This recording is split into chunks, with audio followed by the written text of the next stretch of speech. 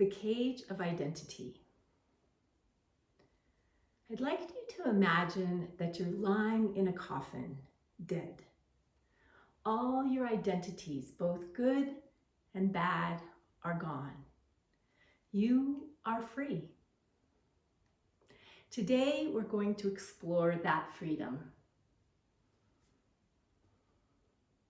Recently, my boyfriend and I attended a belly dancing performance in downtown Santa Fe.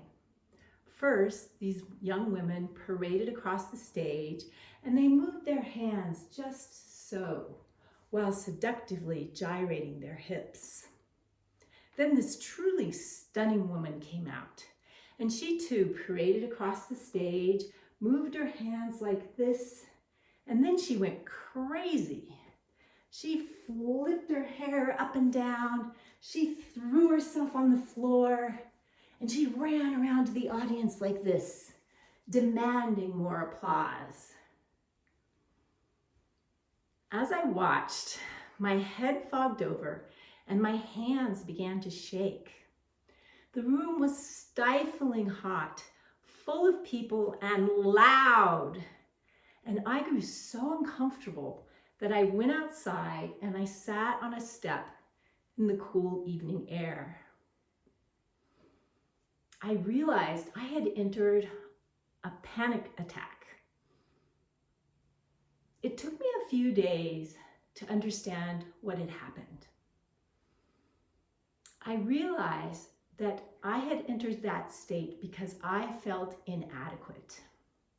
As I watched this performance, next to me, my boyfriend was riveted to this woman, and I knew that I could never, ever compete with her. Like many women of my generation, I was raised to believe that I always have to be beautiful, seductive, and charming. From when I was a young girl, my stepfather would criticize me if I wasn't pretty and thin. So I grew to equate beauty with love. And for my part, I upheld that identity, often to good effect. But it's one thing to uphold that identity when you're in your 20s, 30s, and 40s. But when you get into your 60s, it becomes really challenging. I view this as a gift because it's forcing me to see who I am beyond my physical appearance and whatever charm I might have. I have had to let go of that old identity. I now see that identity gets in the way of who I can really be.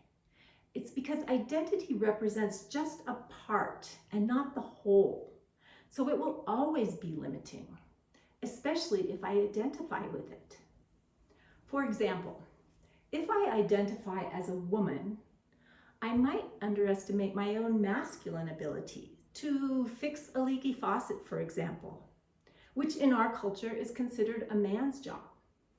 In fact, I have fixed many leaky faucets.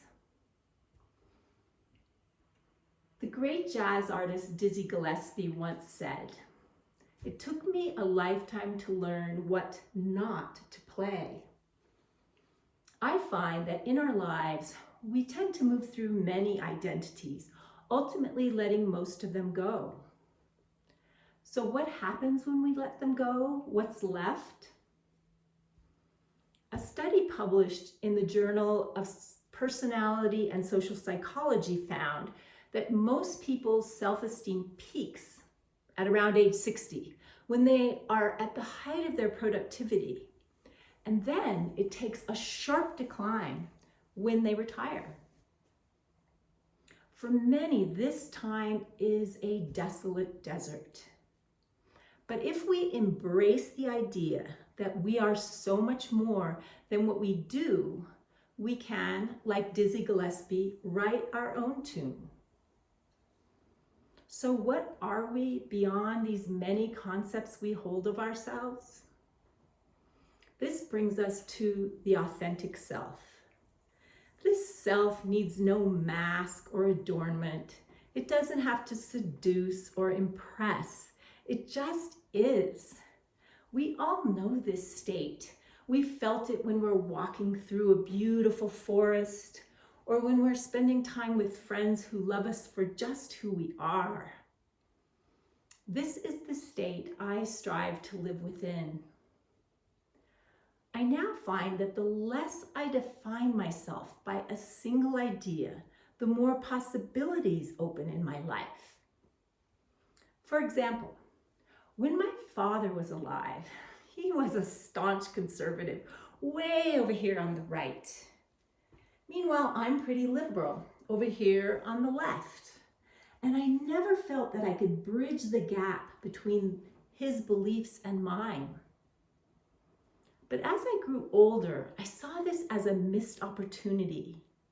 Here was someone who viewed the world pretty much the opposite the way I did. And I figured I could learn something from this man. So I started asking him questions. And over time, we had some amazing conversations.